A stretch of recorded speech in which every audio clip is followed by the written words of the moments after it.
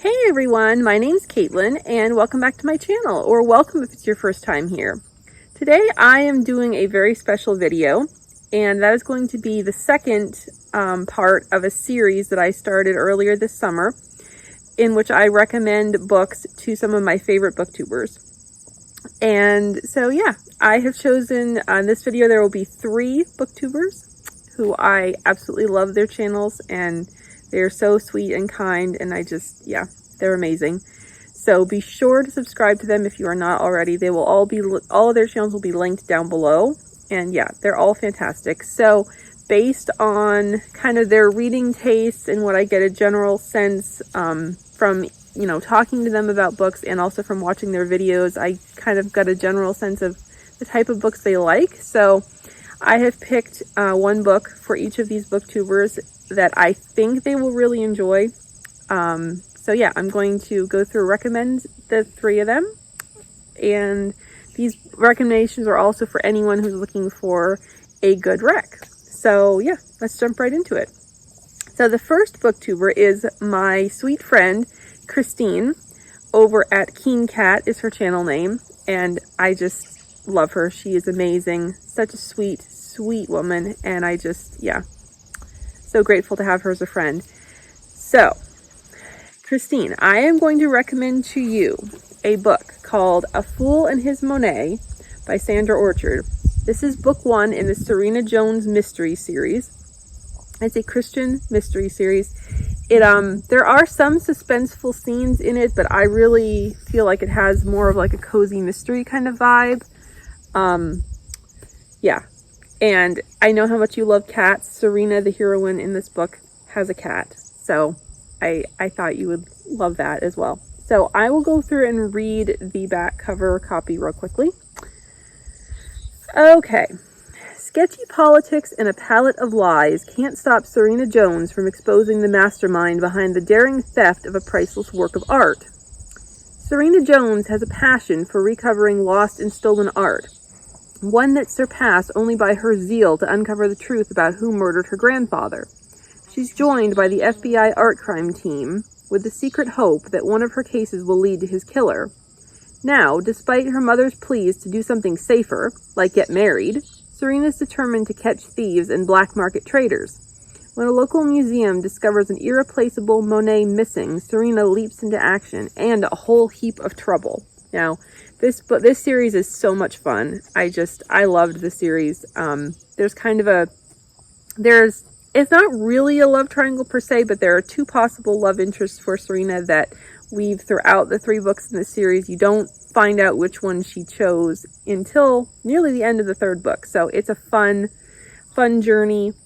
Serena is very quirky and funny, and yeah, I just love this series. It definitely has very much cozy mystery vibes to me, and Sandra Orchard is a Canadian author, so I thought that you would like that. So yeah, that's my recommendation to you, Christine. Okay, next I'm going to recommend a book to Katie over at Paperbacks and Ponytails, who is so sweet and kind and just, yeah, a ray of sunshine. Love her so much. So yeah. So Katie, I know that you really enjoy World War II, that it's one of your favorite time periods to read about. And I also know that you love travel. Like, you love traveling through books, and you love traveling yourself as well. So I'm going to recommend to you The Starlit Spy by Rachel Scott McDaniel. This is a World War II book that is set in Sweden. So this is what it's about. Hollywood star turned spy. Full of intrigue, adventure, and romance, this series celebrates unsung heroes, the women of World War II. In 1943, movie producer Henrik Zoltan approaches Amelie Blake under the guise of offering the Hollywood star a leading part in his upcoming film, but he has a more meaningful role in mind. Amelie's homeland of Sweden declared neutrality in the war, but Stockholm has become the Casablanca of the North. When top-secret atomic research goes missing in Sweden, the Allied forces scramble to recover the files before they fall into Nazi hands. The United States Office of Strategic Services, OSS, needs someone who's subtle enough to spy on the Swedish elite without triggering suspicion. Who better than the all-beauty, no-brains Scandinavian starlet? Fluent in 3 languages and possessing a brilliant memory, Emily loathes being labeled witless, but uses the misconception as her disguise. She is tasked with searching for the crucial files, but Finn Ristofferson keeps getting in her way. Is the charming shipping magnate after the missing research, or does he have other reasons for showing up at her every turn? With the Gestapo on her heels, Emily must rely on her smarts in addition to her acting skills to survive a world of deadly spies and counter-spies. So, I really feel like this is something that would be up your alley. I loved this book. Rachel Scott McDaniel is one of my favorite authors. This is part of the Unsung Heroes Women of World War II series, but it's a series in which, published by Barber, it's a series in which all of the books stand alone. They're all written by different authors. So, yeah. I think you'd really like this one, Katie. Okay, and then lastly for this video is Alma over at Alma's Book Journey, who again is so sweet and kind, and I just love her as well. She's amazing, and her videos are so much fun to watch. So yeah. So Alma, I know that you really enjoy sci-fi and fantasy, and I am going to recommend to you Synapse by Stephen James. This is a Christian futuristic sci-fi. It doesn't actually take place in space. It takes place here on Earth, but there are very heavy sci-fi elements to it, and I think you would really, really enjoy it. I even really love this one. I'm not a big sci-fi person, so here, I'll read the back real quick. 30 years in the future, when AI is so advanced that humans live side by side with cognizant robots called artificials, Kestrel Hathaway must come to terms not just with what machines know, but what they believe. Is hope real for them, or merely an illusion?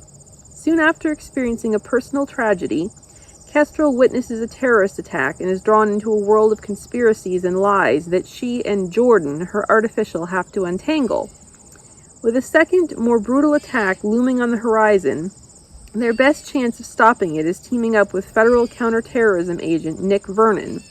But the clock is ticking, and all the while Jordan is asking questions that artificials were never meant to ask. Deftly weaving suspense and intrigue into a rich, resonant tale that explores faith and what it really means to be human, Stephen James offers us a glimpse into the future and into our own hearts. Synapse is an unforgettable, gripping story of dreams shattered, truth revealed, and hope reborn. I loved this book so much. It's definitely outside of my comfort zone, but yeah, I've loved everything that Stephen James has written, and yeah, love this one. So I really, really think you would enjoy this one, Alma, as well. Yeah, so that's all for this video.